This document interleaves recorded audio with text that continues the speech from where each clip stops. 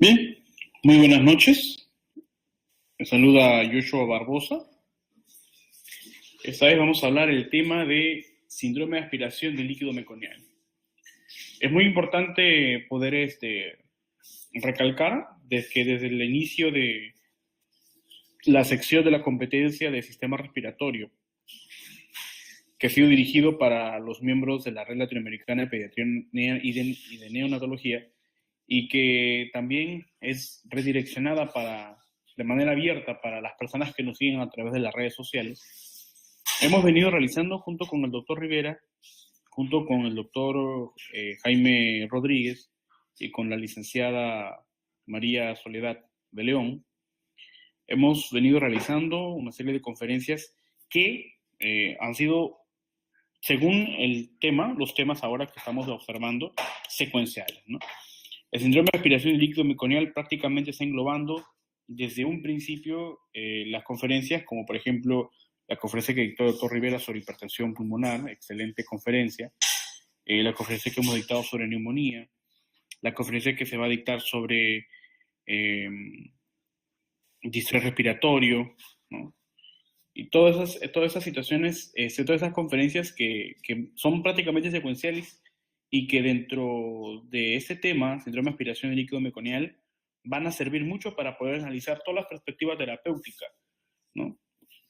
Lo que estoy exponiendo va a ser un tema muy interesante para quizás muchos de los que están aquí el día de hoy, por lo controversial que es, ¿no? Por el manejo que se da, ¿no? Definitivamente el síndrome de aspiración líquido meconial o los niños que nacen con líquido meconial son en menor proporción que otros tipos de enfermedades, pero el manejo es mucho más complicado. Y la evidencia actual ha cambiado, ¿no? Es totalmente distinta la norma de un año a otro, ¿no?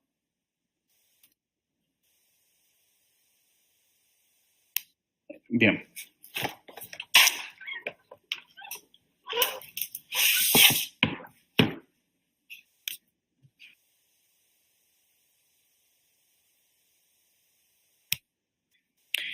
Bien. Vamos a definir qué es el síndrome de aspiración del líquido meconial. Se escucha entrecortado, ¿verdad? A ver.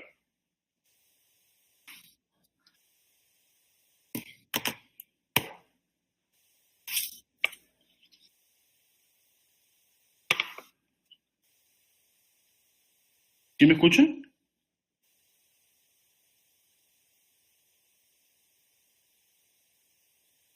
Bueno, sí, bien. Sí, yo quiero saber eso para poder continuar, si no hay interrupciones, se me complica, me pongo un poco nervioso cuando sucede eso. Muy bien, ¿qué es el meconio? El meconio es una sustancia estéril, ya vemos, que se caracteriza por tener pH de 5.5 a 7.0, o sea, tiene tendencia ácida y tendencia básica. Eh, Tiene contenido gastrointestinal, ¿no? Como bilis, ácidos biliares, moco, jugo pancreático, detritos celulares, lanugo y vernis gaseoso que el niño traga, ¿no? en, el, en el ambiente intrauterino. Ahora, ¿qué es el síndrome de aspiración de líquido meconial? Es la aspiración de líquido meconial durante la etapa fetal o durante el parto, ¿no? Entonces, esto es muy importante también porque el problema de la aspiración de líquido meconial va más allá de la aspiración en sí, sino de las consecuencias que tiene este proceso, ¿no? Entonces, eso ha sido uno de los puntos muy importantes para el cambio de la normativa en la terapéutica del recién nacido con líquido meconial o con aspiración de líquido meconial. Porque hace 5 años, desde el 2010 hasta el 2011, la prioridad era evitar de que el líquido, en ese caso el meconio, continúe en la vida respiratoria, ¿no? Hasta ese momento, la prioridad era retirar el meconio, como sea. ¿Se me escuchan, verdad? Bien.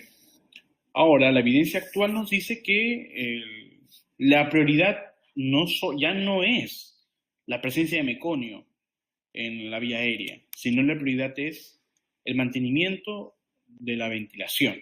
O sea, el niño tiene que continuar respirando. Esa es la prioridad. Y el retiro del meconio, es decir, la eliminación del líquido meconial dentro de la vía respiratoria es un tratamiento progresivo, ¿no? Que definitivamente puede traer complicaciones. Pero, nuevamente, recalcamos, la evidencia actual nos dice de que en muchos de los casos en los que se da la complicación más grave, que es la hipertensión pulmonar persistente en estos niños, no está solamente supeditada a la presencia de meconio, sino también algunas otras afecciones que se pudieron dar intraútero, ¿no? Porque eso es el problema más frecuente en estos niños, pues la consecuencia más fatal, por así decirlo, de estos niños con aspiración de líquido meconial es de que puedan desarrollar hipertensión pulmonar persistente. Entonces, ¿qué nos dice la evidencia? De que este tipo de problemas como la hipertensión pulmonar persistente no se da únicamente por el ingreso de líquido meconial, sino que es el líquido meconial y, bueno, la consecuente aspiración dentro del útero, o sea, en etapa fetal, es una consecuencia de otras afecciones que pueda tener, ¿no? Ahí viene el análisis de la historia clínica y de los antecedentes del niño, ¿no? Entonces, por eso es que se cambió. Entonces, la prioridad pasó de eliminar el líquido meconial inmediato, como sea, o sea, que tiene que sí o sí eliminarse el líquido meconial de la vía respiratoria, a mantener la ventilación, asegurar la ventilación, asegurar el intercambio gaseoso. Y eso se va a lograr también, primero, manteniendo una ventilación adecuada mediante la intervención médica y con la eliminación progresiva del meconio en la vía respiratoria. Y hablamos de vía respiratoria desde la orofaringe hasta las unidades más pequeñas que son los alveolos, ¿no? Ahora, este problema, este síndrome, se caracteriza principalmente, primero, por el distrés respiratorio. Es decir, en el niño, o vamos a definir síndrome de aspiración de líquido meconial, porque una cosa es el líquido amniótico meconial y otra cosa es el síndrome de aspiración de líquido meconial, ¿no? En todo niño, bueno, antes de mencionar que este concepto ha cambiado a raíz del cambio terapéutico, del manejo actual de este problema, ¿no? No todo niño que nace con líquido meconial, que estamos hablando de un niño a término, implica de que haya tragado la cantidad suficiente de meconio como para poder ameritar la aspiración y por ende, y antes de ello, la intubación para poder aspirar, ¿no? Aunque como mencionaba el doctor Azabache hace un momento, en su unidad no intuban, sino lo que hacen es que con el laringoscopio ingresan la cánula de aspiración para poder aspirar, ¿no? Ahora, eso en el libro de la Academia Americana de Pediatría, tanto en el libro del tratado como en el libro de RCP, ha cambiado, no es así, ¿no? Sino que nos dice de que la prioridad ya no es intubar, incluso no se debe intubar, porque no existe una evidencia suficiente para comprobar de que la intubación temprana en estos niños con este tipo de afección me va a dar una suficiente sobrevida, ¿no? O que va a mejorar la condición de la ventilación.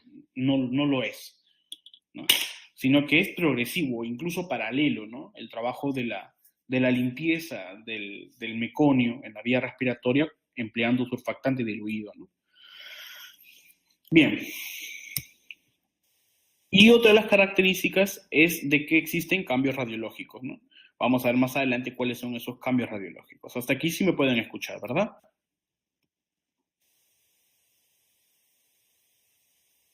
Perfecto. Muy bien. Tenía mi diapositivas hecha a mano también otra vez, pero me he dado cuenta que mi letra no es tan bonita, entonces la tuve que hacer a fuerzas a estas diapositivas. Espero no haber puesto mucha letra. He tratado de ser lo más conciso posible porque es un tema que es amplio en el manejo, más no en el aspecto teórico, ¿no? Bueno, algo de epidemiología, ¿no? 8 a 20% de los partos tienen líquido amniótico lleno de meconio, pero eso no implica de que todos los niños tengan que desarrollar síndrome de aspiración de líquido meconiano. Esta condición va a aumentar con la edad gestacional. ¿Qué quiere decir? Que un niño, cuando pasa el término, es decir, un niño en el post-término, es más vulnerable a desarrollar síndrome de aspiración líquido meconial, ¿no? El meconio puede, bueno, esto toca independientemente de los factores asociados a la condición de posmadurez del niño antes de nacer, ¿no? Porque pueden haber muchos otros factores asociados y el niño puede nacer a término y con síndrome de aspiración de líquido meconial. Vamos a ver más adelante cuáles son esos factores asociados. Ahora, es importante reconocer también de que el meconio puede expulsarse desde la semana 34, donde el meconio ya alcanza el recto, ¿no? La porción final del recto, y se expulsa, ¿no? El meconio. El 5% de los niños con líquido amniótico meconial pueden desarrollar síndrome de aspiración. O sea, no todos los niños que nacen con líquido amniótico meconial van a desarrollar síndrome de aspiración, ¿no? ¿Por qué? Porque muchas veces el líquido meconial se da en la última fase del trabajo de parto, en algunos niños que nacen con post-término, ¿no? Entonces, no todos los niños realizan una importante aspiración de líquido meconial. Y por ende, de ese 5% que nacen con síndrome de aspiración, 1 de cada 2.000 niños requieren intubación. Eso es lo que actualmente la Academia Americana de Pediatría nos dice. No todos los niños requieren intubación. Y vamos a ver por qué ha cambiado, ¿no? Vamos a debatir por qué cambió la norma de un momento a otro, ¿no? Si en 5 años nos mencionaban de que se debería intubar a los niños, la prioridad era evitar que continúe el líquido amniótico en la vía respiratoria, y ahora no lo es. Ahora la prioridad es mantener la ventilación y paralelo ir eliminando ese líquido meconial que se encuentra en la vía respiratoria. Ahora, los factores asociados dentro de la patogenia, dentro del desarrollo del síndrome de aspiración de líquido meconial, o donde vuelve vulnerable a los niños a aspirar este líquido meconial, es, por ejemplo, la insuficiencia placentaria, ¿no? Con consecuente hipoxia fetal, que estimula el peristaltismo y estimula también a que el niño pueda tragar lo que expulsa a través de esa eliminación del meconio y que se queda todavía en el líquido meconial, en el líquido amniótico, ¿no?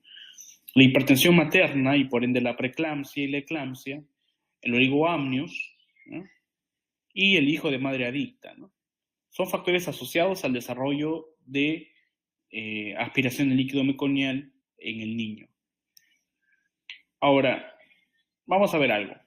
El síndrome de aspiración meconiano dice, la aspiración de meconio se puede dar tanto por el gasping, es decir, por el tragar, ¿no? Por el acto de tragar intrauterino, y las primeras respiraciones al nacer. O sea, en el momento del parto, el niño puede, por el mismo estrés del parto en el niño, puede expulsar meconio y tragarlo cuando aún está todavía en el canal vaginal.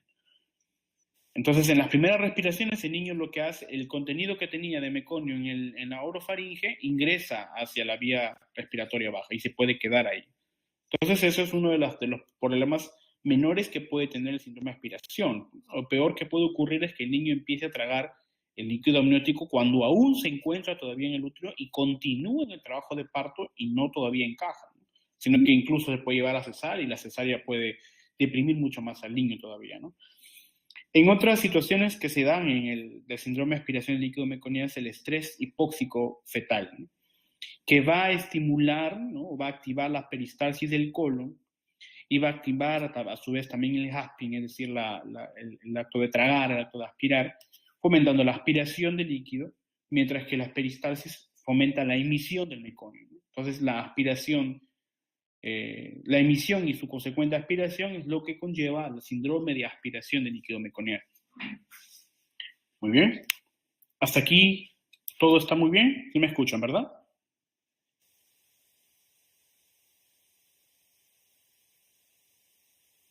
¿Todo bien? Muy bien, ¿sí me pueden escuchar perfecto? ¿O cómo va el audio? De 0 a 10.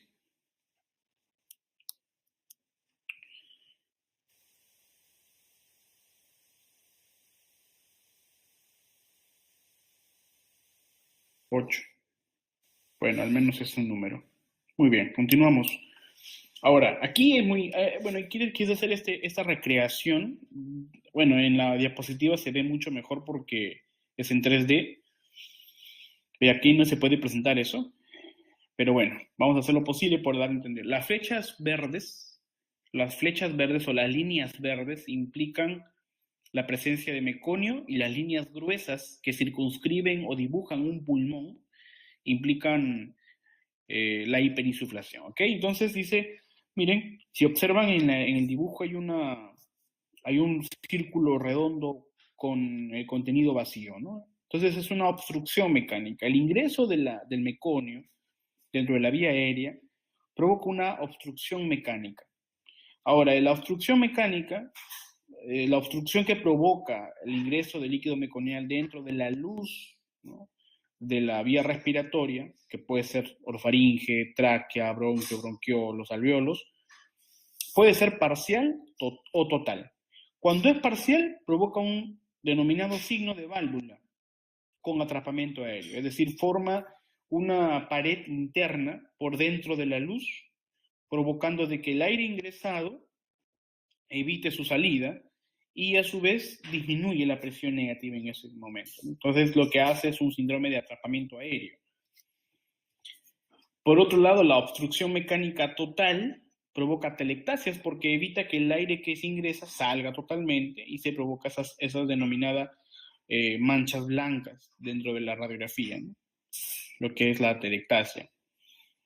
Ahora, además de la reacción inflamatoria o del ocupamiento total en el intersticio de este meconio que ha ingresado a la vía aérea y que puede ser partículas muy pequeñas cuando es diluido,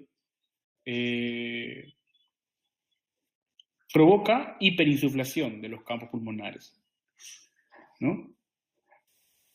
Y la consecuencia final de la hiperinsuflación asociada a la fuga, ¿no?, a la fuga de aire, producto del daño del parénquima también, se conoce como neumotórax o también neumomediastino o enfisema pulmonar intersticial, ¿no?, porque hay un daño del intersticio, ¿no? Recuerden de que el niño continúa todavía respirando y es un niño normalmente que es a término o un niño postérmino. Es decir, un niño que tiene la fortaleza necesaria para su capacidad ventilatoria, ¿no?, autónoma. Entonces, cuando este líquido amniótico ingresa en la vía respiratoria, ocupa el espacio aéreo, el niño continúa su ventilación. Y como hay disminución de esta capacidad, de este volumen corriente, ¿no? Este volumen, el volumen corriente, recuerden, es el volumen de inspiración y expiración, ¿no?, en cada movimiento ventilatorio. Ese volumen se ve disminuido porque el líquido amniótico ocupa un espacio del espacio de aire.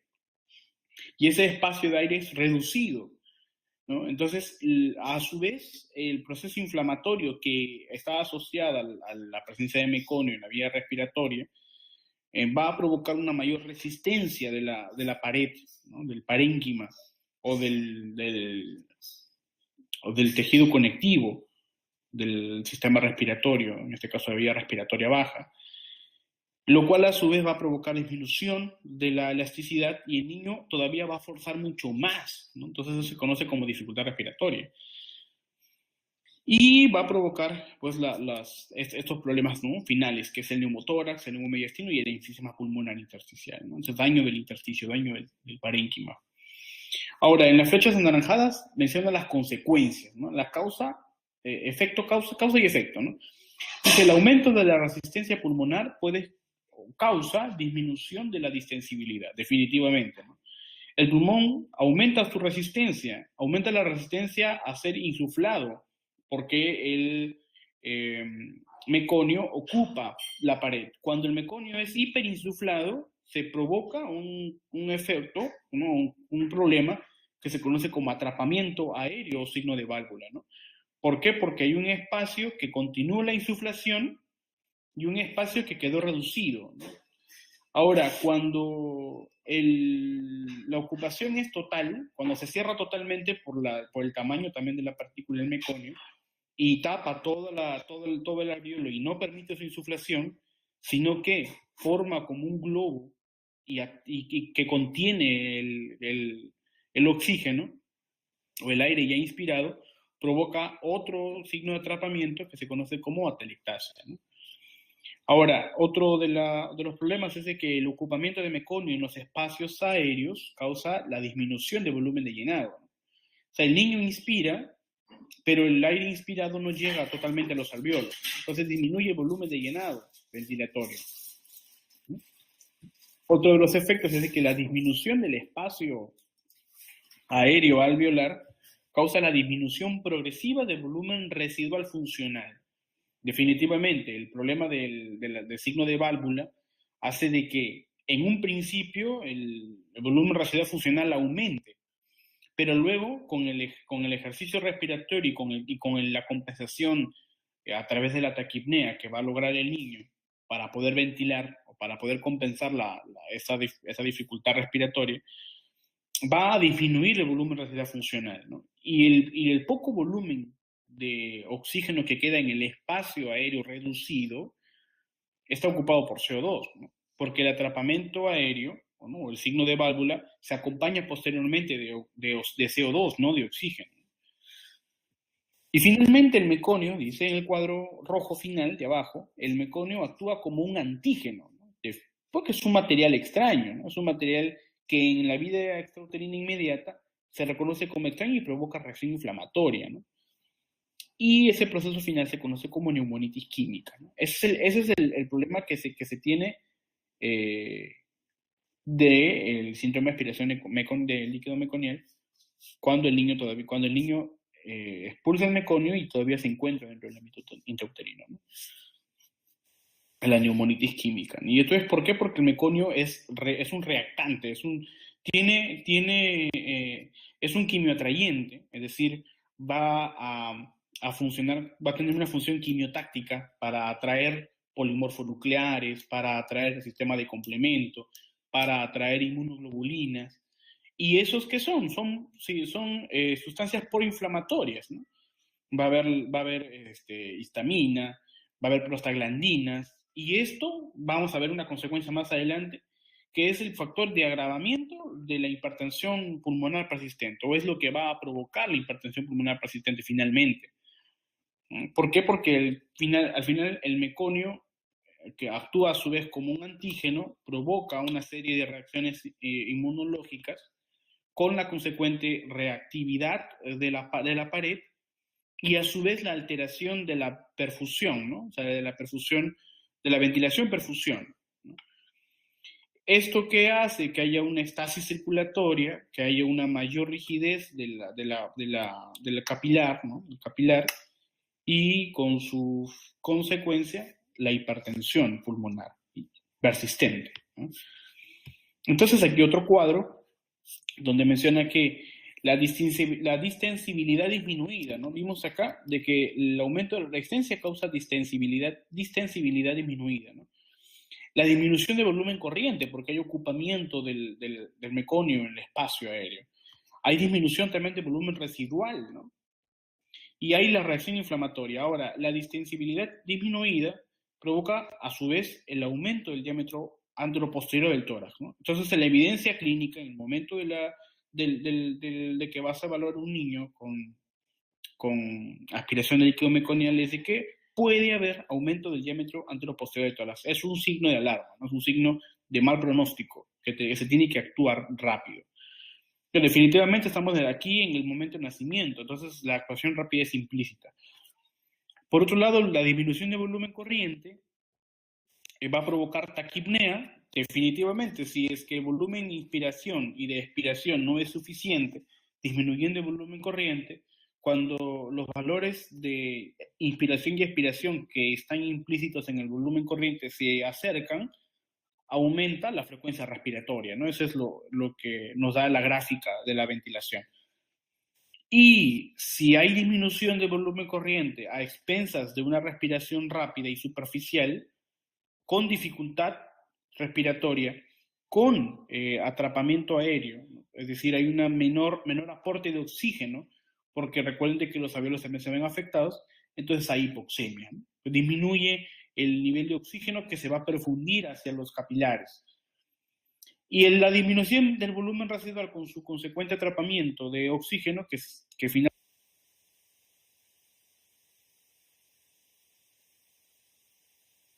de que dentro de los problemas de hipertensión, la acidosis es uno de los... Hola, ¿me escuchan? Sí, sí me escuchan, ¿verdad? Se cortó, dice. Bueno, bueno.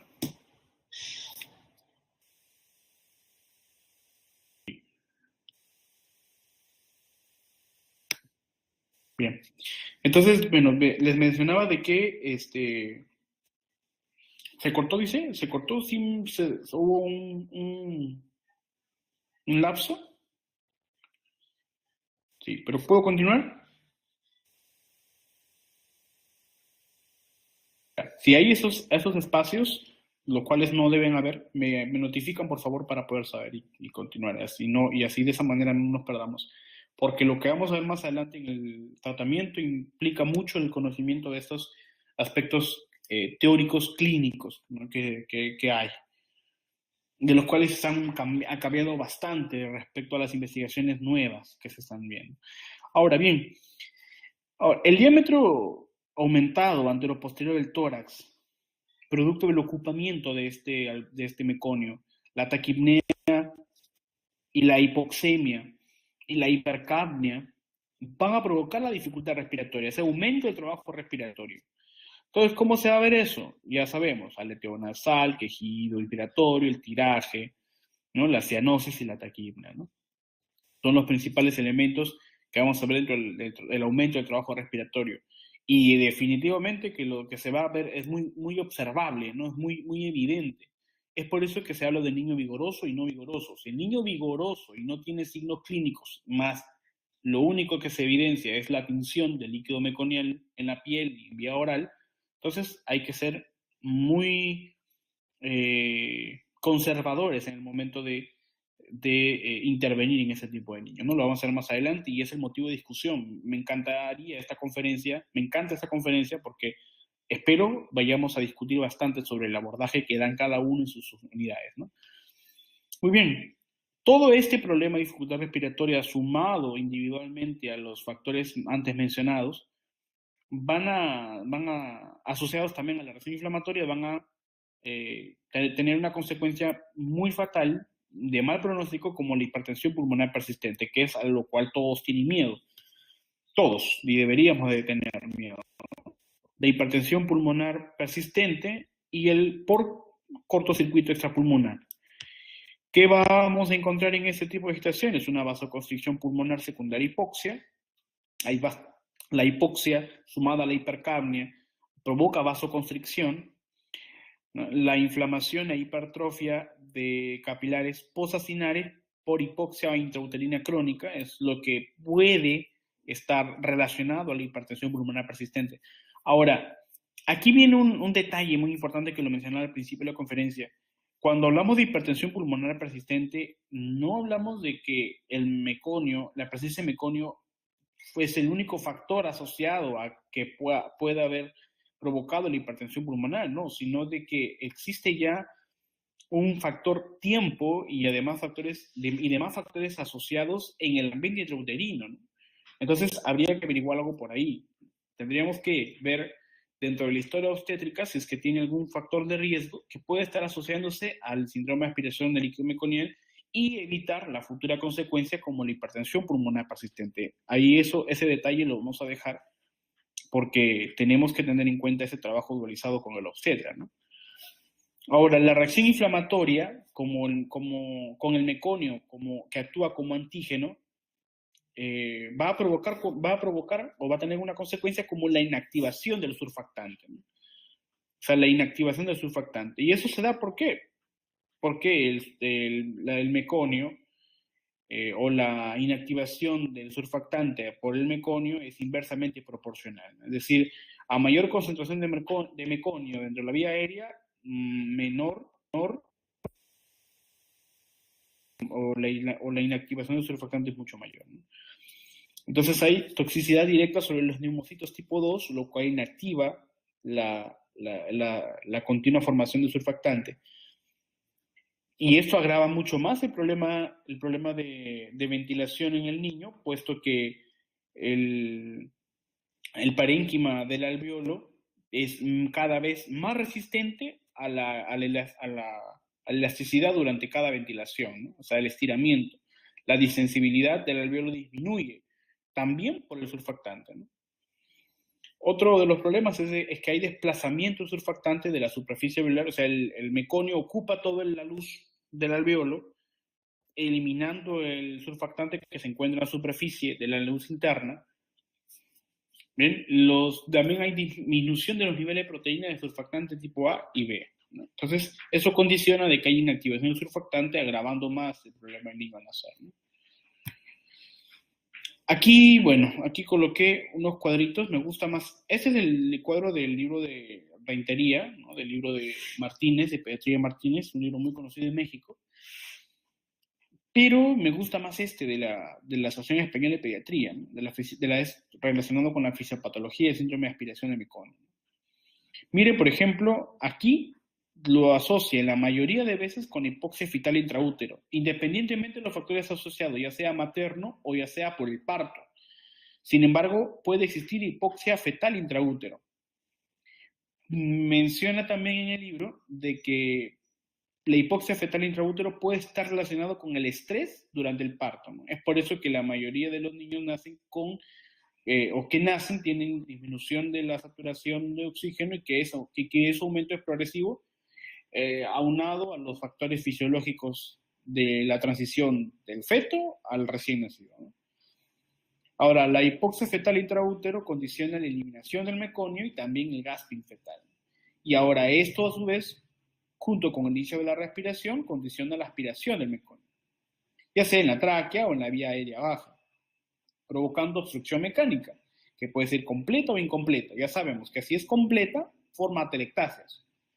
Ahora, la inflamación química o la neumonitis química, ¿no? Que va a provocar inflamación de la pared, aumentando su resistencia y atrapando aire, junto con el ocupamiento del meconio en toda la superficie, también agrava el proceso de atelectasia, ¿no? Ahora, ¿qué hay en la atelectasia? Hay disminución de la perfusión, hay alteración de la ventilación-perfusión, hay estasis circulatoria y por ende la presión intrapulmonar aumenta provocando el shunt o el cortocircuito intrapulmonar, ¿no? Normalmente va de derecha a izquierda. Ahora, la obstrucción mecánica incompleta provoca un efecto valvular con atrapamiento aéreo, puede haber aire ectópico, ¿no? Con su consecuencia como neumotórax o neumomediastino, y a su vez ventilación ineficaz, eso que es implícito, y eso es definitivo, ¿no? O sea, se va a ver si hay atrapamiento aéreo, cualquier proceso de obstrucción mecánica, producto del ocupamiento del meconio en la vía aérea, va a provocar ventilación ineficaz, ¿no? Ahora, todo eso condiciona de que hay hipoxemia, definitivamente. Ya sabemos que hay disminución de la ventilación del volumen corriente. Hay hipercapnia por ocupamiento del CO2 en el aire que está atrapado, en el espacio aéreo atrapado. Y hay acidosis, ¿no? Acidosis por el aumento del CO2. Ahora eso va a provocar o va a condicionar junto con el shunt o con el cortocircuito intrapulmonar de derecha a izquierda, producto del aumento de la presión intrapulmonar con la hipertensión pulmonar persistente neonatal. Ese es un daño consecuente a todo el proceso de la aspiración del meconio, pero no únicamente asociado a él, sino de todo el proceso, ¿ok? Muy bien, ahora eso también va a provocar daños secundarios y totalmente importantes como la hipoxia cerebral, el daño miocárdico, el daño renal, la alteración de la coagulación y daño hepático que están a su vez como factor agravante del proceso de hipertensión pulmonar, ¿no? Pero esos son elementos que no se ven y que no se deben de ver, no se deben de ver, ¿no? Para eso está la actuación inmediata durante los cuidados inmediatos recién nacidos por el personal de enfermería y por el personal médico, ¿no? Ahora, algunos aspectos relevantes, ¿no? Algo que debemos de conocer o de reconocer en esta sesión, es que existe mayor frecuencia de la aspiración del líquido meconial en niños desnutridos en el intraútero, ¿no? Y que la hipoxemia y la insuficiencia está relacionada con los pulmones rígidos, es decir, aumento de la resistencia y disminución de la elasticidad o de la distensibilidad del pulmón, provocando un desequilibrio de la ventilación-perfusión. Y que la aparición de hipertensión pulmonar persistente está relacionada con citoquinas proinflamatorias y mediadores vasoactivos. Entonces significa que el meconio actúa como un antígeno, pero no en el ambiente extrauterino solamente, sino en el ambiente intrauterino. Eso lo tenemos que tener presente, porque si encontramos hipertensión pulmonar persistente y con todas las consecuencias agravantes en el niño con este tipo de problemas, entonces tenemos que pensar en algún factor asociado adicional a la madre. Bueno, y eso no nos compete el manejo, ¿no? Nos compete a la obstetra, pero es un buen indicador como antecedente para poder continuar el tratamiento y evaluar el pronóstico del niño, ¿no? O, sobre todo, evaluar la necesidad de ventilación, que eso es lo principal, o ese es el punto álgico del tratamiento en este tipo de afecciones en los niños, en las UCI neonatales principalmente, ¿no? Hasta aquí me siguen todos, ¿verdad?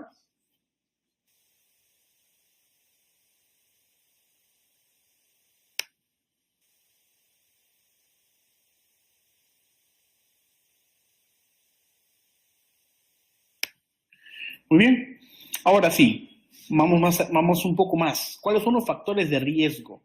Embarazo ectópico, bueno, definitivamente un antecedente de la mujer con embarazo ectópico. Preeclampsia y eclampsia, la hipertensión materna, diabetes mellitus materna, la restricción del crecimiento intrauterino, un perfil biofísico anormal, ¿no? En el trabajo de parto, que esto lavamos las manos con los obstetras, oligoamnios, ya lo vimos, el tabaquismo intenso o adicción, el puntaje de Apgar bajo en el momento de nacimiento, siendo un niño a término o post-término, y la presencia de disnea fetal, ¿no? Eso se evalúa en la monitorización fetal junto con los obstetras, y eso es un factor de riesgo, ¿no? Mucho más si el niño ya está a término, ya está incluso post-término, ¿no? Es un factor de riesgo para el desarrollo de aspiración de líquido meconial. Ahora, algo aquí muy importante y que se encuentra en la mayoría de las normas, yo no lo considero prioridad, pero nos permite poder tener presente el factor pronóstico en el niño con síndrome de aspiración, que es la clasificación de síndrome de aspiración de líquido meconial, que puede ser leve, moderado o severo, o leve, moderado y grave. Eso va a depender sobre todo de la necesidad de ventilación del niño. Por ejemplo, ¿es leve? Sí, al haber aspirado y tener las manifestaciones clínicas propias del aumento del trabajo respiratorio, es decir, del ITR respiratorio, la necesidad de oxígeno es menor al 40%, teniendo en cuenta su FIO2, en menos de 48 horas, es decir, durante las primeras 48 horas de tratamiento o de dar oxígeno, entonces se considera leve. Y definitivamente el pronóstico es menor. En un síndrome de aspiración no vamos a intubar. Ahora, la norma nos mencionaba en el 2010, por ahí en el 2010, nos decía de que la necesidad de intubación era inmediata, ¿no? No vamos a esperar durante las primeras 48 horas para saber si se va a intubar, a menos que el niño descompense o haga hipertensión pulmonar. Moderado si es que la necesidad de oxígeno en la FIO2, es decir, la FIO2 es mayor de 40%, por más de 48 horas, ¿no?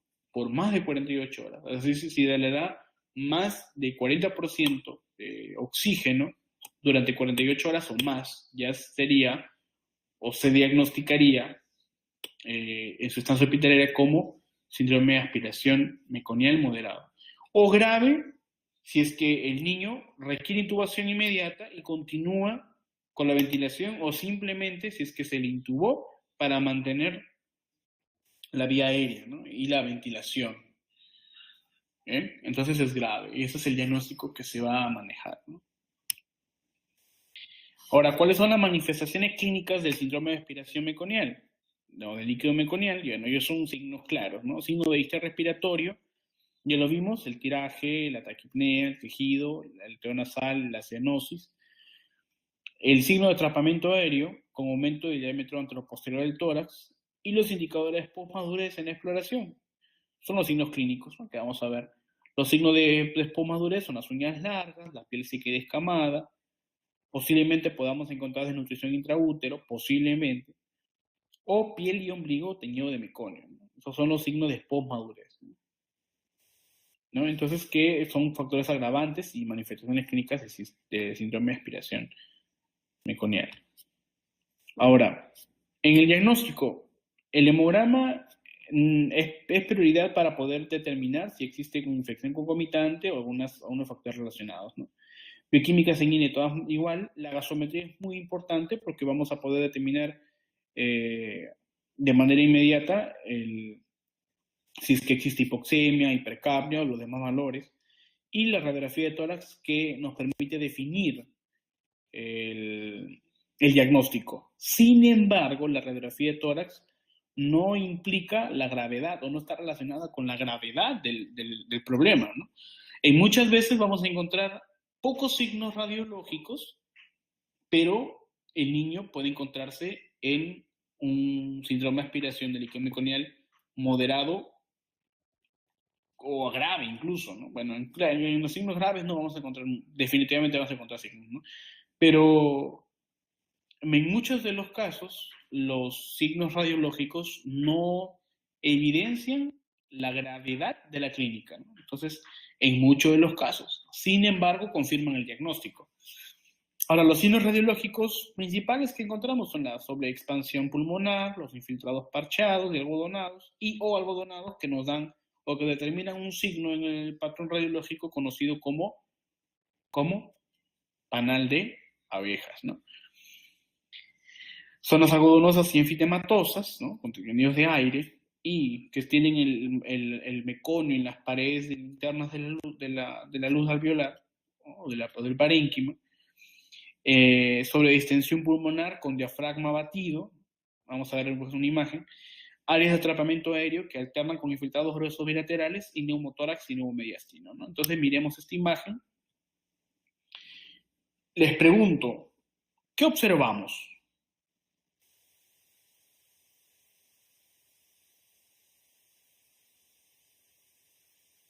¿Qué observamos? A ver, ¿qué observan ahí? De todas las descripciones anteriores que están aquí.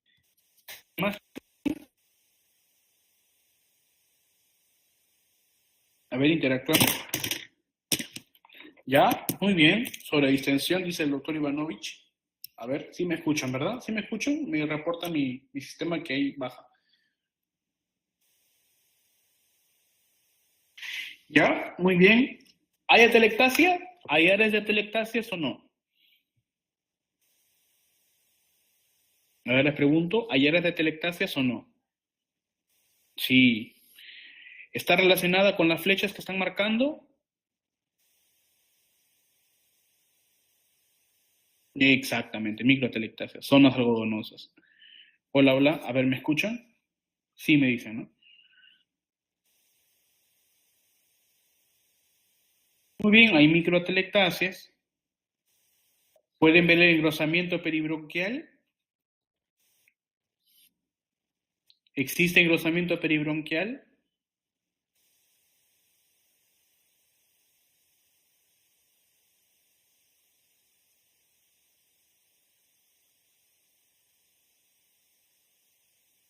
Sí. ¿Qué más? ¿Existe engrosamiento peribronquial?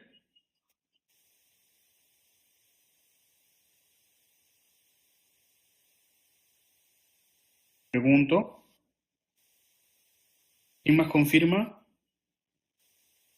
o niega?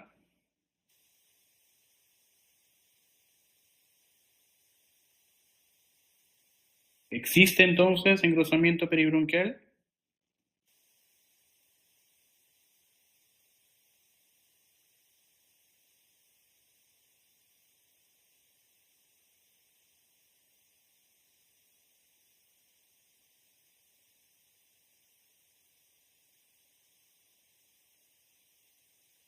No observan. Ya marcaron algunos que no, otros marcaron que sí.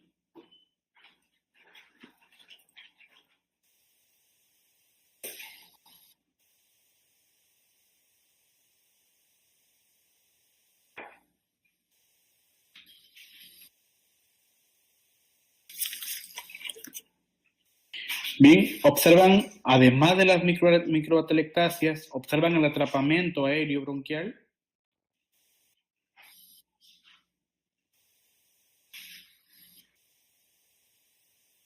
¿Está observada en qué área? ¿Lo observan en las flechas o lo observan en el área marcada con verde? Opinemos.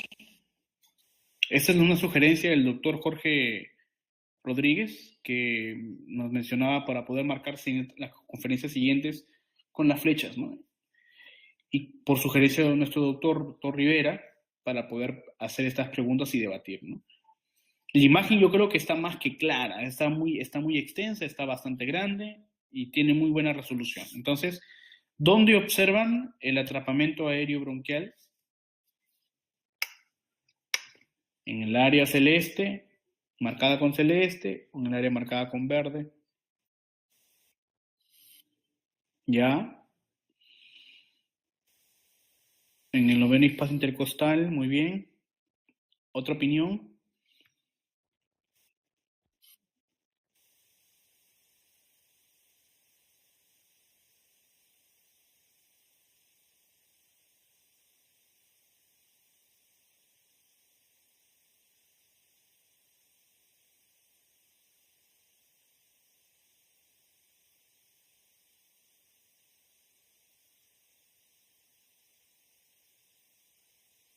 También, muy bien. Hay borramiento de los ángulos claustrofrénicos por la sobredistensión, ¿no? Entonces, aquí, ¿cuál sería el marcador principal para poder definir el diagnóstico, en este caso el diagnóstico radiológico? Existen, bueno, el borramiento de ángulo claustrofrénico es por la sobredistensión.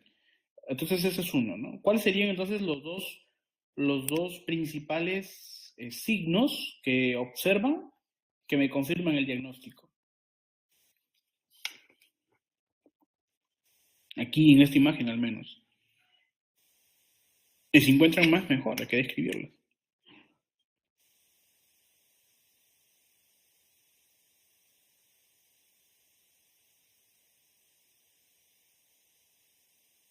Ya, el infiltrado. Muy bien, doctor. Zonas alternas de atrapamiento y de telectasias. Hay atrapamiento. Muy bien.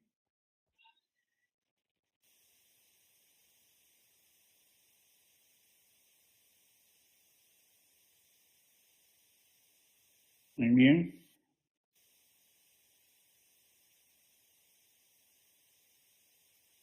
Muy bien. La doctora Gloria Aldana nos dice las zonas algodonosas y la sobredistensión. Es el principal signo que vemos, ¿no?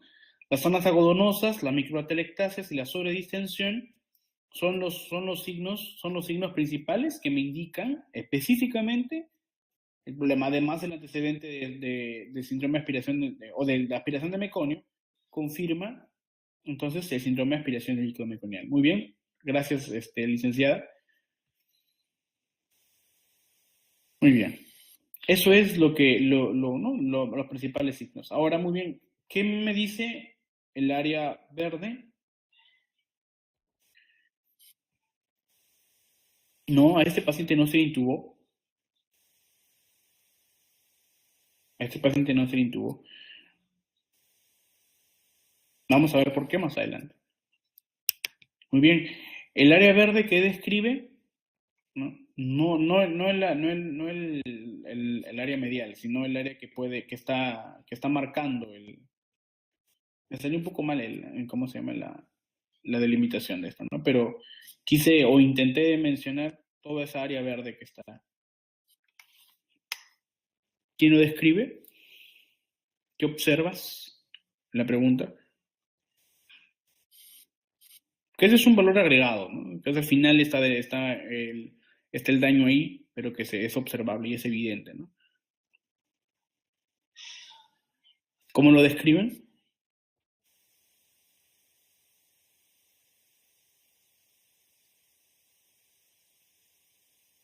Bueno,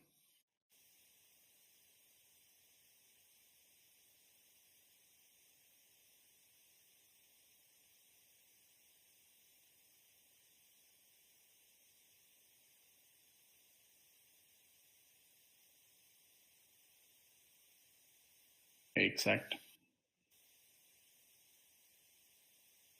exacto. Eso es el otro de los signos, ¿no? Que existe broncograma aéreo. Muy bien, licenciada. Isabel está hablando por el chat interno. Me dice también broncograma, ¿no? De Colombia, Isabel Ramírez de Colombia. Le sugiero colocar para enviar a todos, en donde dice send to everyone, para poder enviarlo a todos, ¿no? Un mensaje.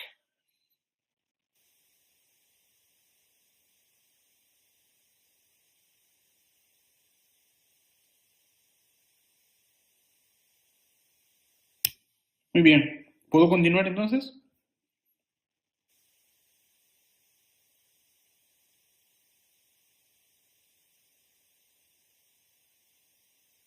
Bueno, puedo continuar. Muy bien. Dentro del tratamiento, las medidas generales del cuidado inmediato, la termoneutralidad, ya sabemos, la manipulación mínima y oxigenación óptima en el momento que se está identificando la aspiración del meconio, es uno de los principales cuidados, la manipulación mínima.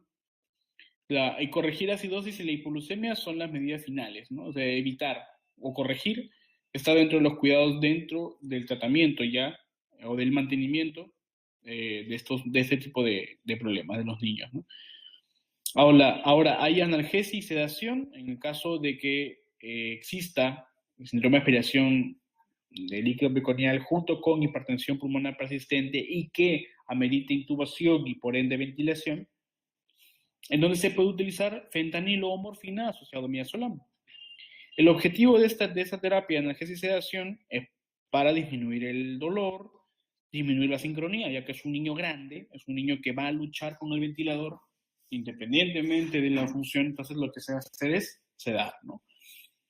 La liberación de catecolaminas que inducen a la vasoconstricción y que inducen a su vez al agravamiento de la hipertensión pulmonar y además a la resistencia vascular pulmonar, ¿no?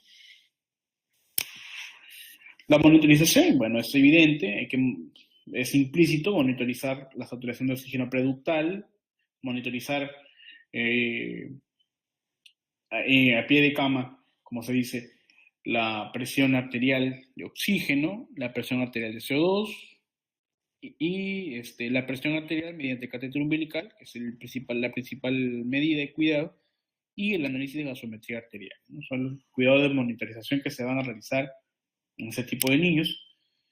La ventilación mecánica está indicada en la hipertensión pulmonar persistente. También va a haber niños que van a meditar ventilación mecánica cuando el síndrome de aspiración es grave, ¿no? O cuando puede haber compromiso en el niño no vigoroso, ¿no? Luego vamos a ver ese tratamiento. Por eso, antes de pasar a la siguiente diapositiva, yo les voy a preguntar algo. La ventilación mecánica es indicada también en niños con inestabilidad circulatoria, con hipotensión e hipoperfusión, en hipoxemia grave o hipercapnia grave. Y la ventilación mecánica sin hipertensión pulmonar persistente, en ellos indica ventilación convencional, surfactante, antiinflamatorios y antibióticos. Ahora, muy bien. Antes de pasar a la siguiente, ¿qué es la indicación de la ventilación sincrónica? Vamos a ver. Ahora, el tratamiento actual del síndrome de aspiración de líquido meconial, según la nueva edición del libro de reanimación de RCP neonatal de la Academia Americana de Pediatría, nos dice que tenemos que ver lo siguiente. Lo último que ha salido, lo último que se lee en las revistas basadas en evidencia, es de que la prioridad actual ya no es la aspiración misma del meconio, sino es mantener la ventilación. ¿Y esto por qué? porque independientemente de la limpieza de la vía aérea, el meconio ya transformó, ya alteró la morfología interna de la luz interna, no, la luz interna es redundante, de la luz de la vía aérea, ¿no? Entonces, la inflamación y el cambio estructural de la vía aérea va a darse, porque el niño ya aspiró el líquido meconial. Entonces, eso es una continuación. Lo que se va a evitar o se va a prevenir es el desarrollo de alteraciones de la ventilación perfusión y con su consecuente desarrollo de hipertensión pulmonar persistente. Entonces, si la prioridad es evitar esta consecuencia, lo que se va a hacer es mantener la ventilación y, paralelo, como cuidado secundario, ir o limpiar la vía aérea con otras medidas, ¿no? Ahora, la Academia Americana de Pediatría dice, o separa, eso lo acabo de hacer y lo acabo de publicar hace una hora en el Facebook, si lo pueden revisar en el último video que he publicado a través de mi celular que lo hice. Hice esas diferencias entre el 2011 y el 2016. ¿Cuáles son los cambios? En el 2011 nos decía de que todo niño que nace con síndrome, con aspiración de líquido meconial y es vigoroso o no vigoroso, hay que intubar y aspirar. La norma actual nos dice lo contrario. Separa igual, de igual manera, los niños vigorosos y no vigorosos que nacen con tensión de líquido meconial en orofaringe, pero en los niños vigorosos solamente se debe de aspirar junto con los cuidados inmediatos recién nacidos. Es decir, el niño va a estar con la madre, van a pasar los cuidados inmediatos principales durante los primeros 2, 5 y 10 minutos, ¿no? Después de haber realizado, o sea, el cuidado es un cuidado normal. Lo que se hace es que con la perilla o con la bomba o con la pera de goma es aspirar y de esa manera evitar que el niño continúe tragando que continúe tragando el líquido meconial. Pero entonces el abordaje principal es más conservador en el niño vigoroso con líquido meconial. En el niño no vigoroso, nos dice primero evaluar. Una vez que has pasado todos tus pasos iniciales del primer minuto de la reanimación, lo primero que haces es observar. ¿El niño se mantiene con frecuencia cardíaca mayor a 100? Sí, pero su llanto es débil y su respiración puede tener tendencia a la apnea, o sea, puede ser menor de 30 o entre 30 y 50 o cualquiera de esas dos respiraciones. Ahora, pero si la frecuencia cardíaca está por encima de 100, entonces significa que el niño puede estabilizarse. Y lo que hay que hacer, que es no intubar, aspirar la orofaringe, o sea, hacer el manejo de aspiración boca-nariz, ¿no? Y sobre todo, vigilar la función, la función del niño. Ahora, si el niño tiene disminución de la frecuencia cardíaca o con tendencia a la bradipnea, ya sea menor de 100 o menor de 60, que amerita la consecuente actividad de reanimación, entonces puede ser candidato a la intubación. Pero lo principal en el manejo de estos niños es la ventilación a presión positiva, es decir, en un niño no vigoroso que tiene menos de 100 de la frecuencia cardíaca, pero que tiene todavía cierta capacidad ventilatoria autónoma, se le puede brindar ventilación a presión positiva, es decir, CPAP. Y en estos niños no se va a ver afectada o no va a haber algún cambio si es que se le intuba y se le aspira, porque lo principal es mantener la vía aérea, mantener la ventilación o mantener la relación de ventilación y perfusión. Entonces eso es lo que actualmente se hace o se debería de hacer. ¿Qué nos dice la realidad? En Perú, en México, en Chile, en Colombia, en Argentina, lo que se hace principalmente en todo niño, vigoroso o no vigoroso, es la aspiración. Mencionaba hace un momento un colega de que en su hospital lo principal que hacen es aspirar, y como no tienen el tubo endotraqueal con la conexión para la sonda de aspiración, ¿no? Que me imagino que es el sistema cerrado, lo que se hace es, con el laringoscopio, ¿no? Ingresar la cánula de aspiración, la sonda de aspiración y aspirar. Ahora, vamos a dialogar. ¿Qué hacemos? ¿Qué hacemos?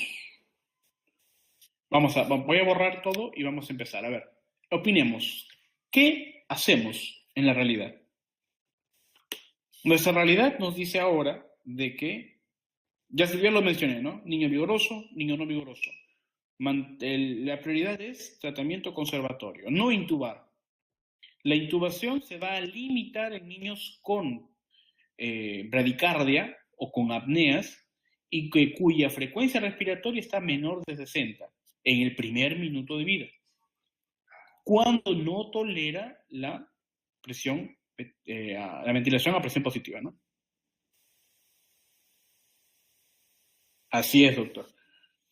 Y la red latinoamericana, bueno, ya es un hijo más en la Academia Americana de Pediatría, prácticamente, ¿no? Entonces, nosotros nos regimos a lo que dice la Academia Americana de Pediatría, ¿no? A ver, ¿qué hacemos entonces en nuestra realidad?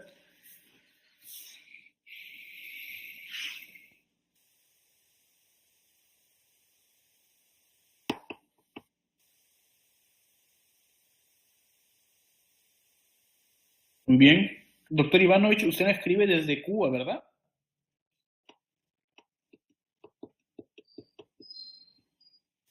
Excelente.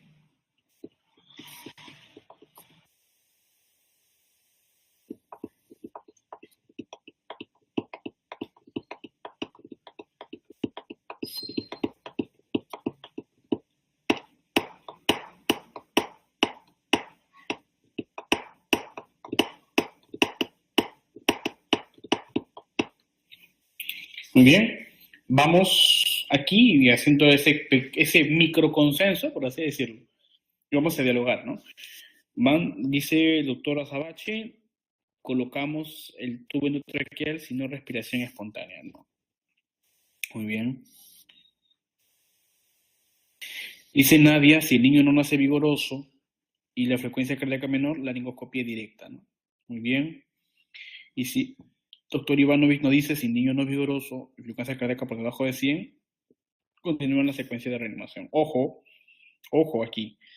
En la secuencia de reanimación nos sigue indicando lean, vamos a leer la sección 3, voy a escanearlo y se los voy a enviar, la sección 3. Si lo tienen el libro actual de ¿no? La séptima edición. ¿Tienen la séptima edición ya? O desean que se lo escanee y se los envíe.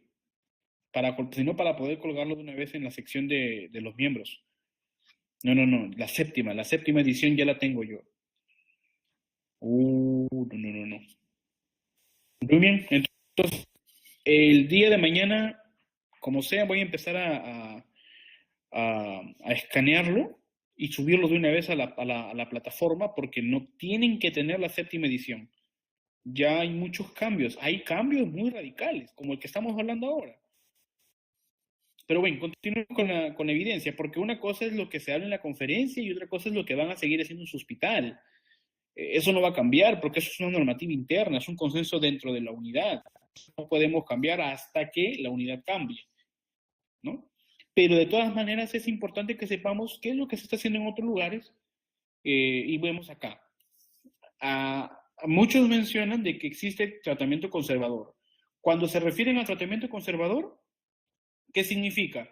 De que evitar intubación en todo momento. Se limita únicamente a niños con bradicardia significativa, con apnea, ¿bien? Y que no toleraron al principio la ventilación a presión positiva, ¿ok?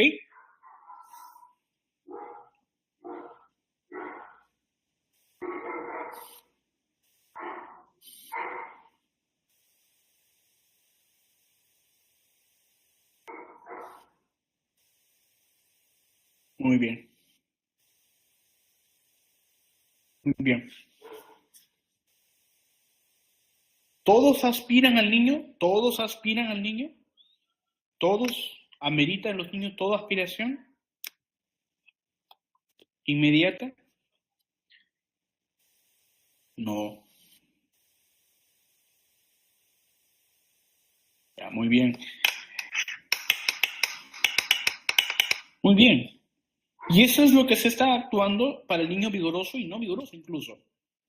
No, no, no, no, no. Muy bien, muy bien, muy bien, Manuel. Solamente boca, ¿no? Solamente boca.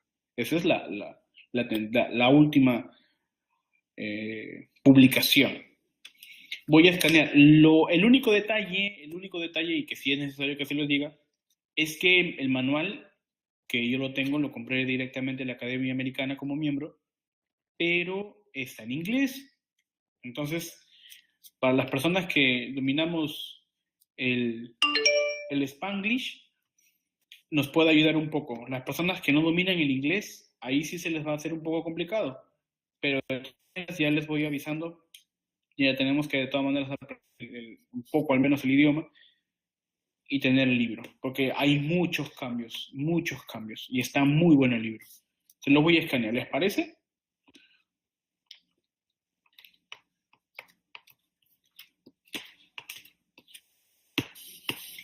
Excelente.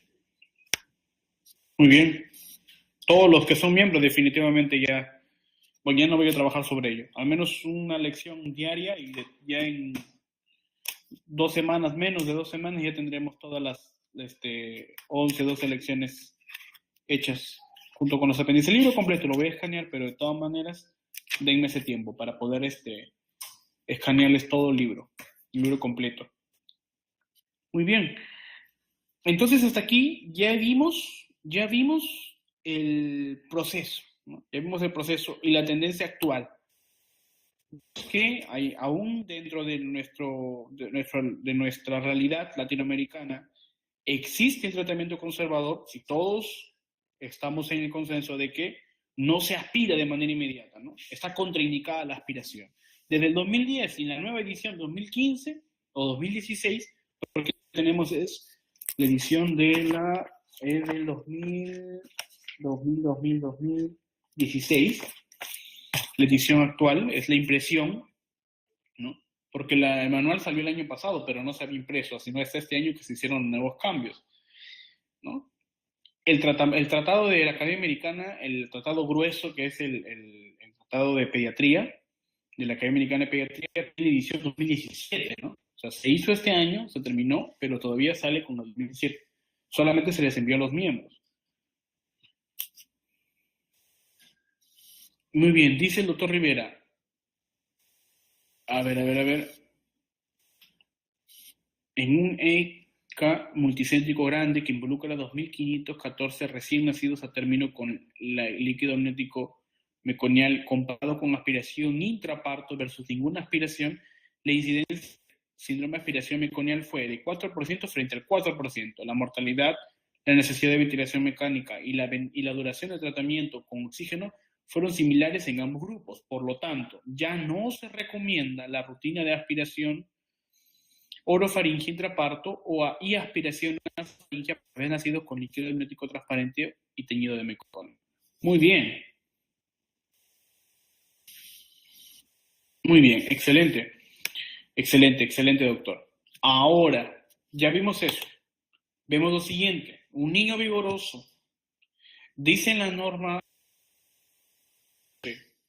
de que es recomendable, totalmente recomendable, de que la aspiración nariz-boca se dé ni bien sale la cabeza del niño antes de salir los hombros. ¿Todo el mundo hace eso hasta ahora? ¿Qué opinan? No. ¿Qué más? No.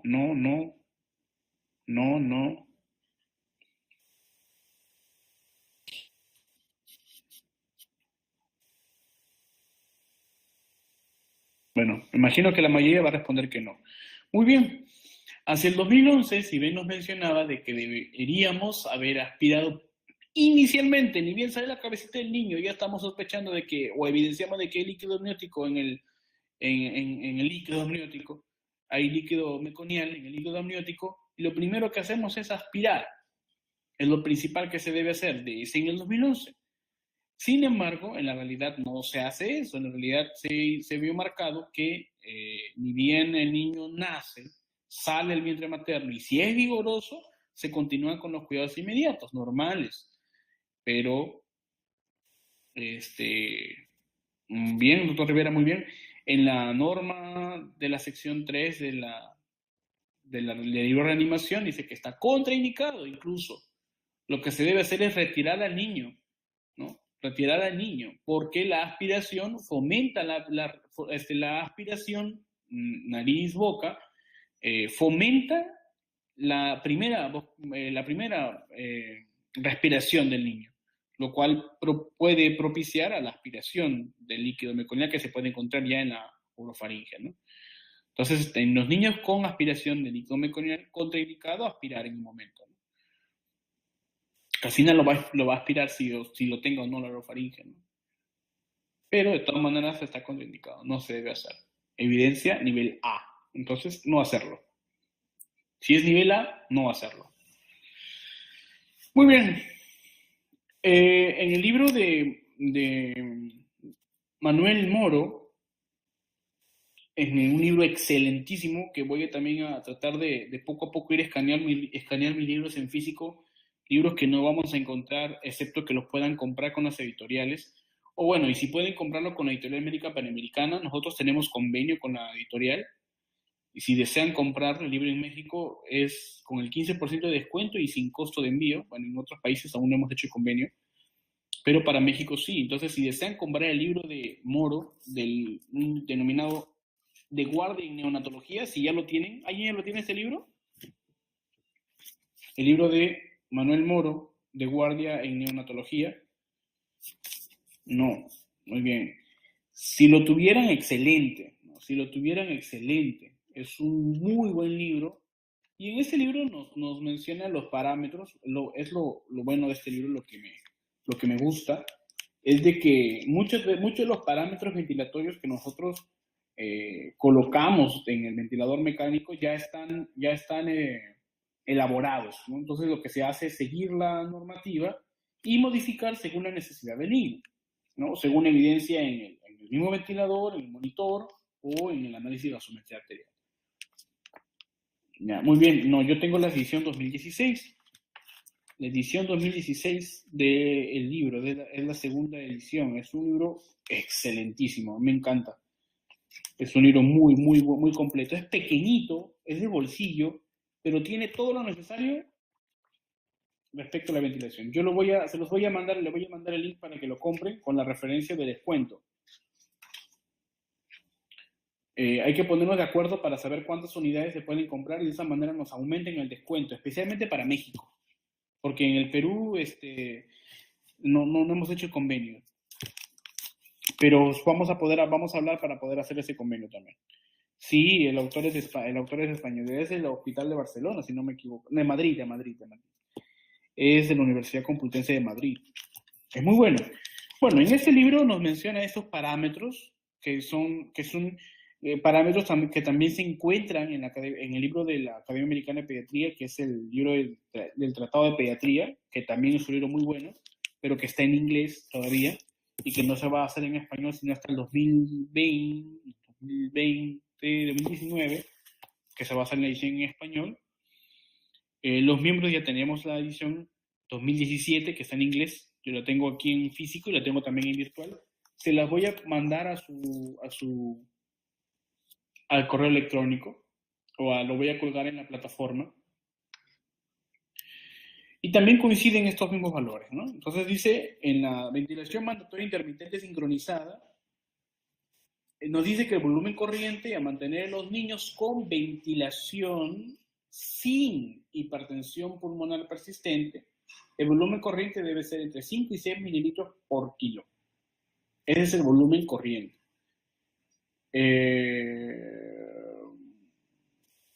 Muy bien. voy a investigar, a ver. Muy buen, debe ser bonito el libro. Yo justo hace unos días voy a compartir con el doctor Rivera para nuestra edición del diplomado en ventilación mecánica, un libro sobre ventilación en pediatría. También muy bueno, lo tengo en electrónico, ya se lo voy a mandar al doctor Rivera, ya le voy avisando, doctor, para mandarle el PDF del libro. Lo compré, y también está muy bueno, tiene muy buenos parámetros y muy buenas cosas. Bueno, continúo. La PIP, ¿no? La presión inspiratoria de 30 centímetros de agua, la PEP, la presión al final de la expiración, la presión positiva al final de la expiración, de 4 centímetros de agua si es que predomina la hiperinsuflación, o 7 centímetros de agua si predomina el componente telectásico.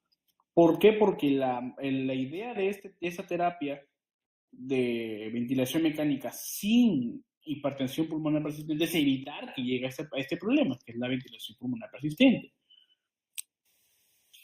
Ahora, la frecuencia respiratoria, mantenerla entre 40 y 50, y para poder fomentar para poder fomentar una adecuada ventilación, ¿no? Hay que aumentar el tiempo expiratorio, ¿no? Para poder evitar la hiperinsuflación, para poder evitar atrapamiento aéreo.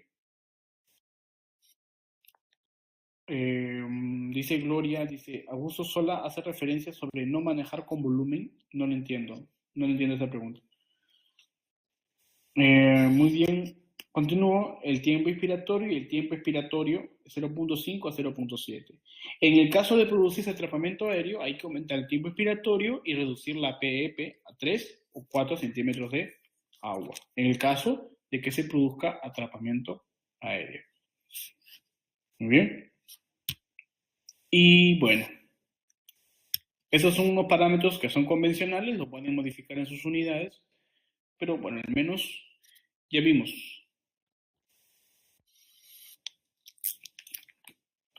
La idea es, a ver, dice la modalidad de volumen controlado de ventilador sin evidencia clínica.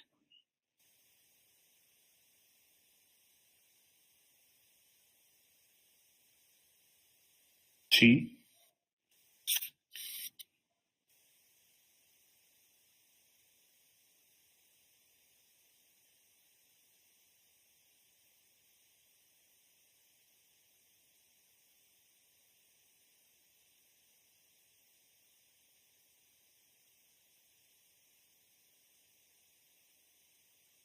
Claro, por eso le menciono, son valores que son modificables dentro de cada unidad, eso va a depender del consenso dentro de cada unidad. Son valores que me pareció muy importante colocarlo, ¿sí? Y que pueden discutirse.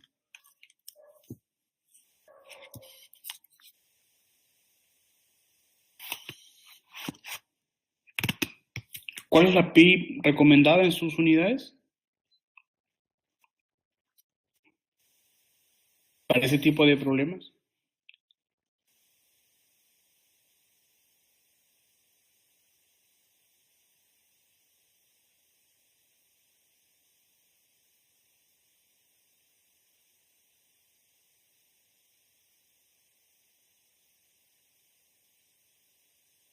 No, 25 a 30.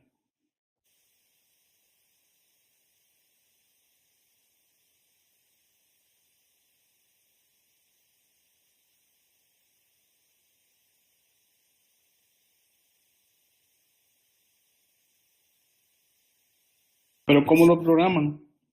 ¿Con qué presión inspiratoria empiezan? Porque aquí es el inicio de la ventilación. También, muy bien. Aquí también menciona, aquí lo puse, sí, en ventilación de frecuencia oscilatoria o en ventilación de frecuencia oscilatoria con óxido nítrico, ¿no? Que aquí en México, en Perú, no se maneja el óxido nítrico como tal, ¿no? Sino en hospitales grandes. ¿Manejan el óxido nítrico en sus unidades? Dice el doctor Rivera, los bebés pueden comenzar con una presión inspiratoria moderada, no superior a 25, una velocidad de ventilador, ciclos por minuto relativamente rápida de 40 a 60 por minuto, una presión, una presión positiva moderada de 4 a 6 y un tiempo expiratorio adecuado de 0.7, de 0.5 a 0.7 para prevenir el atrapamiento de gas y fugas de aire. Si se observa atrapamiento de gas, el tiempo expiratorio puede incrementarse y la PIP se debe disminuir a 3 a 4. Muy bien.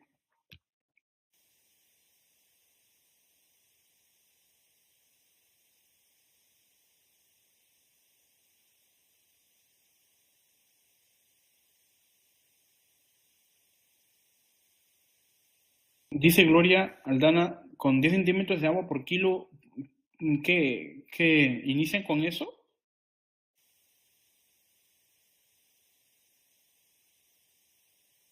Pero es mucho, ¿no? Porque normalmente son niños a término, no son niños pretérmino.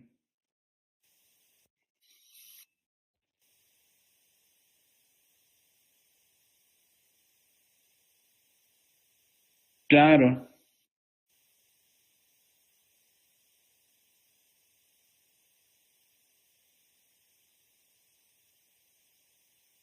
dice el doctor Ivanovich que con PIB muy bajas no se van a conseguir buena expansión torácica. Pues tiene razón.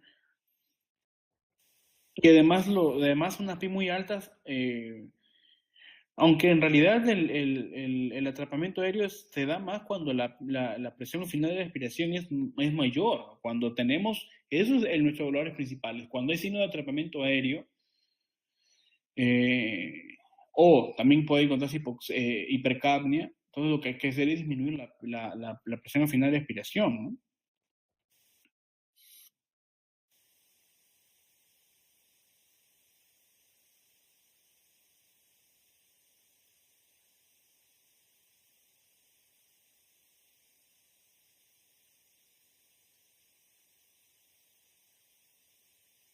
Claro.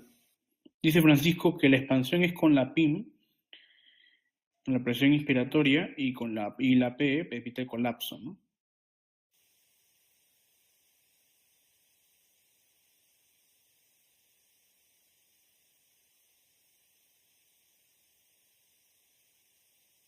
Entonces, sugerencia del día de hoy, ¿con qué PIM iniciamos? ¿Con qué presión inspiratoria? Iniciamos con la ventilación máxima, voy a colocarla así, máxima o con la ventilación mínima esperada. En las unidades la presión mínima es de 25, pero la presión máxima de 30. ¿Estamos de acuerdo?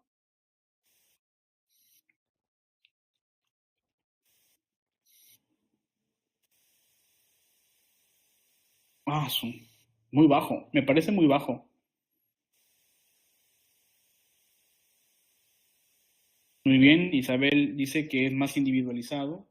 Se, dice el doctor Ivanovich igual, que depende de la severidad de la aspiración, pero debe haber un rango mínimo, porque si vamos a ponerle menos y si la presión se va a mantener, entonces no va a necesitar ventilación mecánica. Eh, un ventilador mecánico, en todo caso indicamos con ventilación a presión positiva.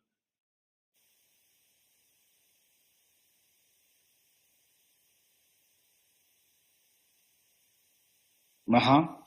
La ventilación mínimo y la inicial, como el doctor Rivera dice, 25.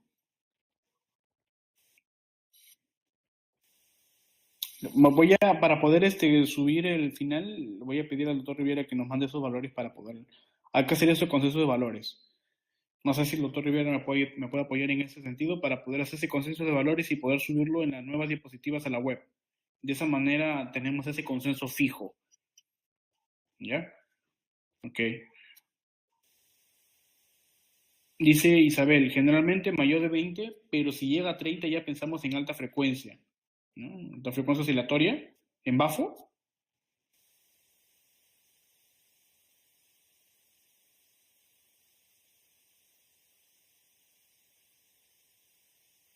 ¿Se refiere, doctora Ramírez, se refiere al bafo?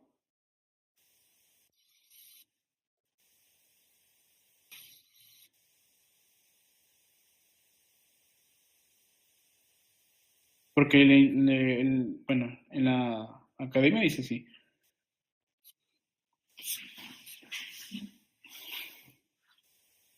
Óxido nítrico.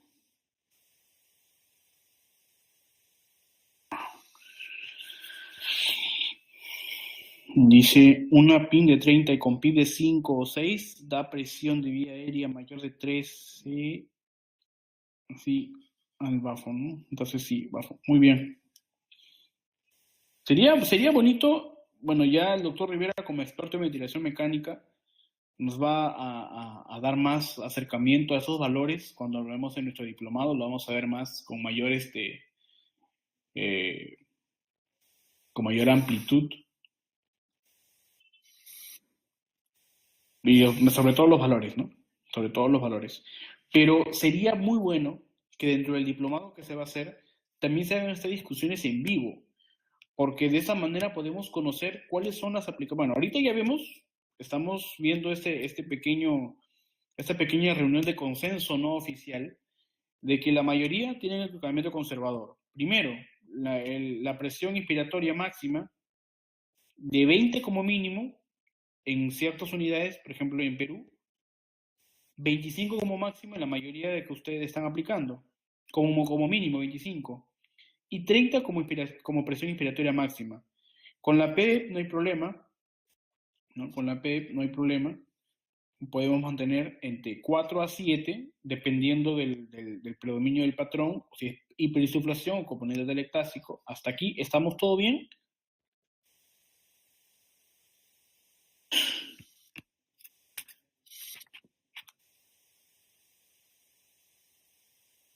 ¿Hasta aquí estamos bien? Para poder hacer a ver, se borró el chat. Muy bien. Hasta aquí estamos bien, entonces. Para que nuestro doctor Rivera nos ayude a hacer ese consenso y de tal manera que se pueda hacer la publicación. Y bueno, les digo esto porque hay variedad de países. Estamos colegas de Colombia, estamos colegas de México, el doctor Rivera que es de Nicaragua, estamos de Ecuador, estamos de Cuba, estamos de Perú, bueno, ya lo mencioné, de Venezuela, ¿no? De Paraguay, excelente. Isabel nos dice no está de acuerdo con los parámetros de inicio. En el hospital no lo manejamos, no lo usamos así. Muy bien, sería importante entonces, nos mencionaba Isabel, la doctora Isabel Ramírez, de que los parámetros que ella utiliza varían en función de la necesidad del niño, ¿no? Ahora, recuerden de que, de que la ventilación es también limitada. La ventilación está indicada en niños que, bueno, como ya vimos, ameritan en el proceso de reanimación la ventilación. O sea, no es indicada en todos los niños, ¿no?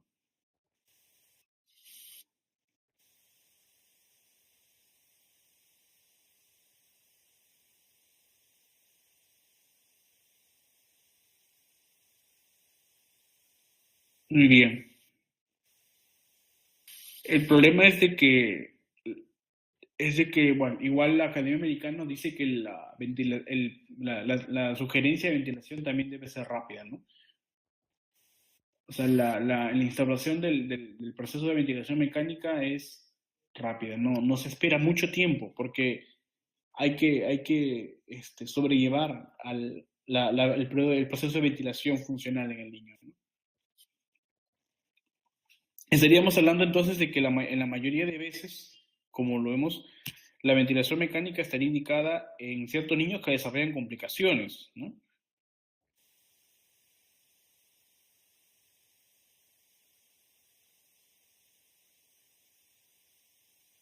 Dice el doctor Rivera, en los neonatos con síndrome de aspiración meconial que tienen hipoxemia, hipercapnia o acidosis en un ambiente enriquecido con oxígeno y con una fracción de oxígeno inspirado de mayor a 60%, a menudo son considerados candidatos para ventilación mecánica. Definitivamente, ¿no? Definitivamente. Entonces, aquí vamos a ver cuáles serían los niños candidatos a la ventilación mecánica. Ya lo vimos, ¿no? El doctor Rivera nos hace esta observación, ¿no?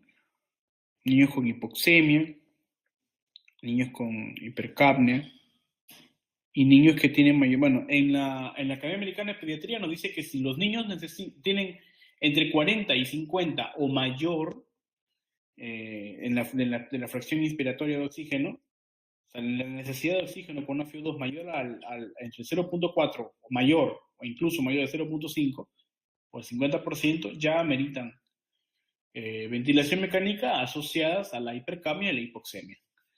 Entonces, nuevamente concluimos, la utilización de ventilación mecánica está limitada a los niños que pueden desarrollar complicaciones o de que hay evidencia de la alteración de la gasometría arterial.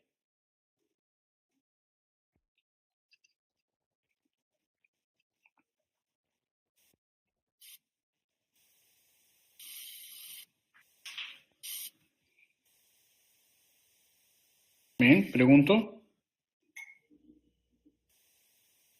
Esta reunión es importante porque vamos a fomentar el consenso entre todos los que estamos haciendo. Definitivamente la modificación es... la modificación se va a dar en función de la normativa interna de su hospital, ¿no?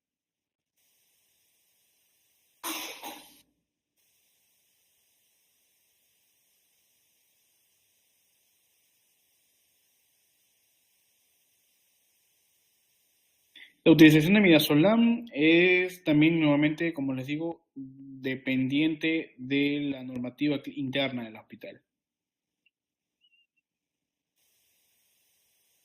Dice Isabel, sí, solo si lo requiere porque su escala de Silverman es mayor de 4, gases arteriales alterados, mecánica pulmonar y hemodinamia alterada. Midazolam no lo usamos en nuestra unidad neonatal, dice. Muy bien.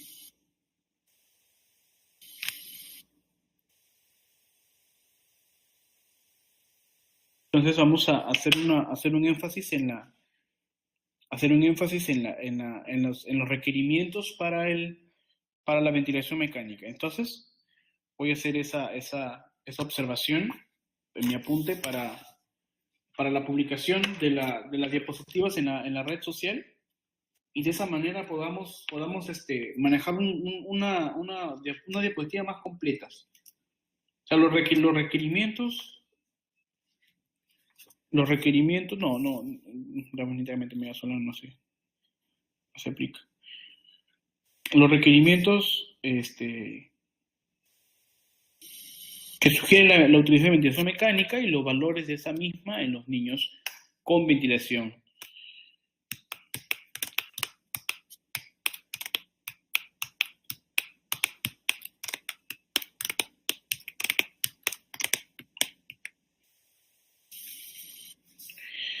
Muy bien, dice el doctor Ivanovich, el midazolam nunca lo hemos usado porque produce vasoplejía e hipotensión arterial en el neonato. ¿Nadie utiliza midazolam?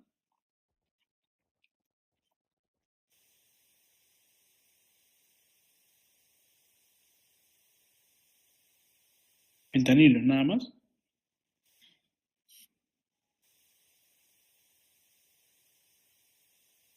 ¿Nadie ha utilizado midazolam?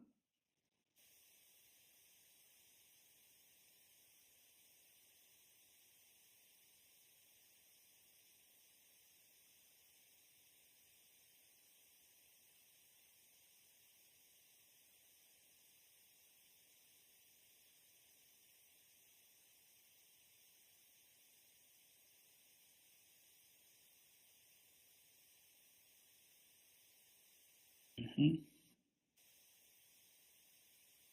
Ah, mire, muy interesante. Fentanilo con fenobarbital. Bueno, me gustó mucho más la conferencia por los aportes que están dando por la información que estoy brindando. Porque, mire, me menciona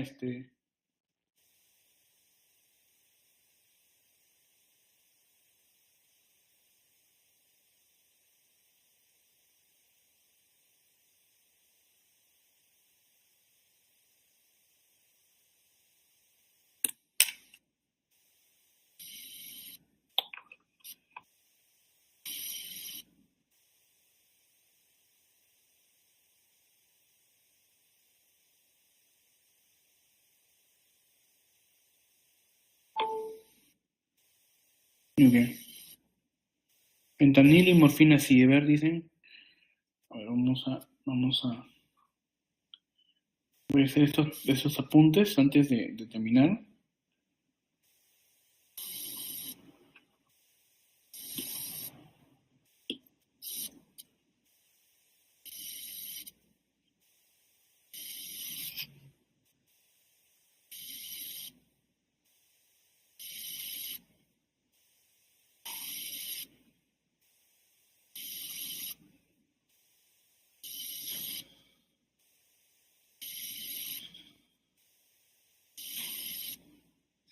Dice Janet Córdoba de Perú, que en su unidad no utiliza midazolam. Fentanilo, dice Jorge de...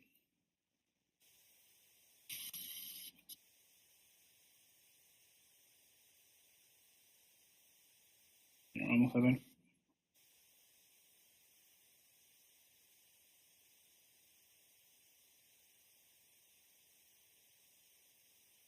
Respecto a la analgesia y sedación, sugieren entonces fentanilo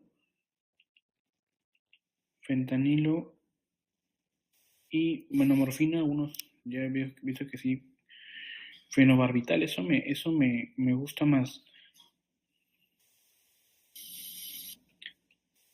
Vamos a averiguar para buscar la evidencia, ¿ok? Dice la elección, dice la doctora Ramírez que la elección en notas intubados con morfina y fentanilo, fenobarbital, también lo usamos. Morfina, fentanilo y fenobarbital. Muy bien. No utilizamos en menores de 1500 gramos. ¿Qué no utilizan en menores de 1500 gramos, Francisco? Dice, pocas veces se usa morfina y el fentanil. En Perú dice fentanil y morfina sí. Si la hipertensión es severa, se relaja con esmerón. Dice Isabel, no sé qué es esmerón.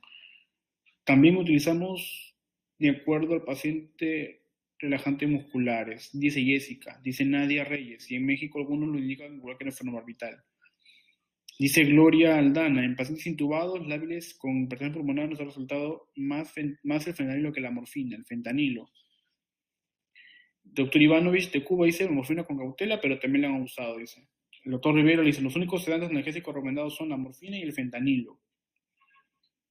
El doctor Ivanovich dice, el fenobarbital es muy bueno, se da al paciente, pero nunca solo, pues no disminuye el estrés por el dolor, lógico. Dice la doctora, se inician ventilación en SIMP con presión de 30. ¿Qué sugieren? ¿Con qué modalidad de ventilación inician? ¿Con qué modalidad de ventilación iniciamos?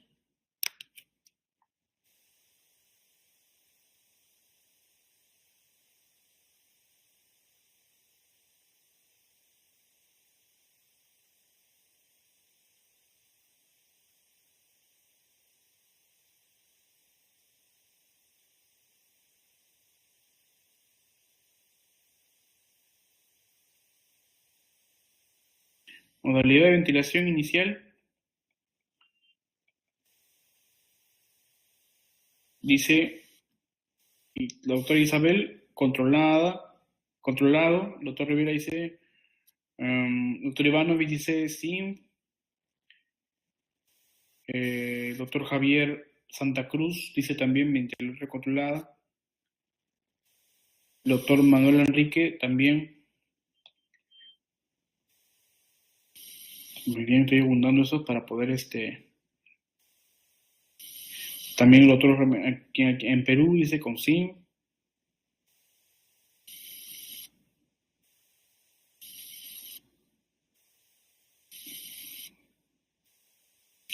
La doctora Isabel Ramírez nos dice, inicial la ventilación en modalidad de mandatoria sincronizada con fentanil y morfina.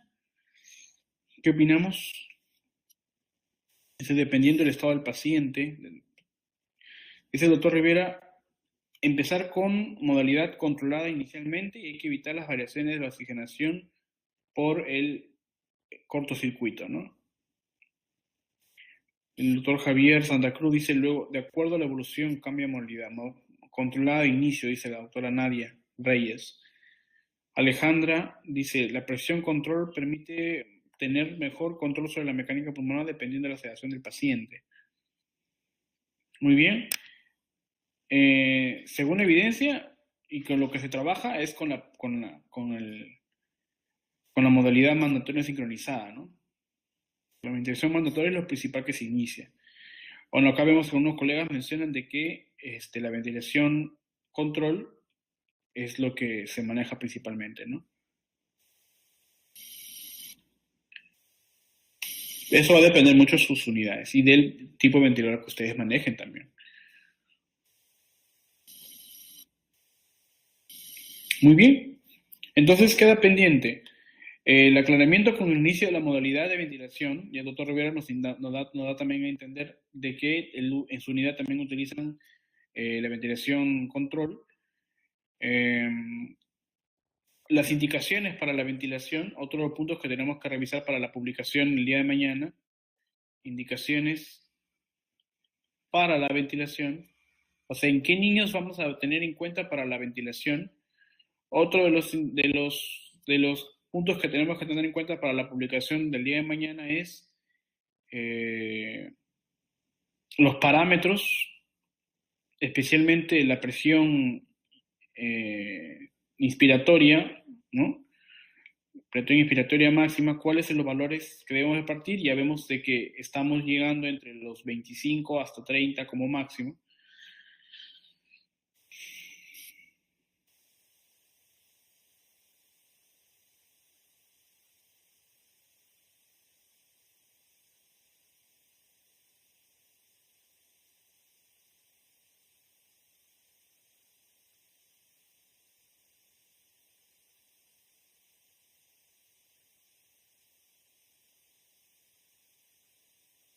Muy bien. ¿Y qué más? Muy bien, sobre la analgesia y sedación, ¿no? Entonces, me dicen que midazolam no. Midazolam no. Muy bien. Para poder fundamentar con evidencia estos puntos, de manera que el día de mañana ya no. El día de mañana podamos tener la publicación siguiente. Muy bien, no midazolam. Excelente.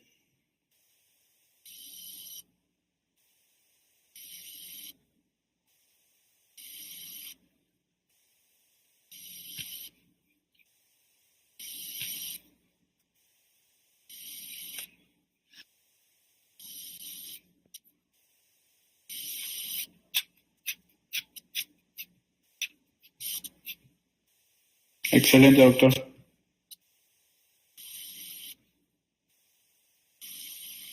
Wow, hace el tiempo, ¿no? Mira, no lo había visto. Se hizo el 3 de marzo de 2016. Qué bueno que lo tengas presente. Gracias, doctor.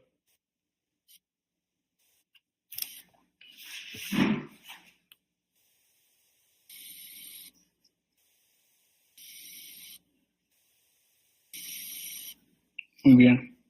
Alejandra nos dice que dependiendo de la sedación se inicia asistido controlado por presión y después, después de que el paciente pueda asistir, se pasa al 5.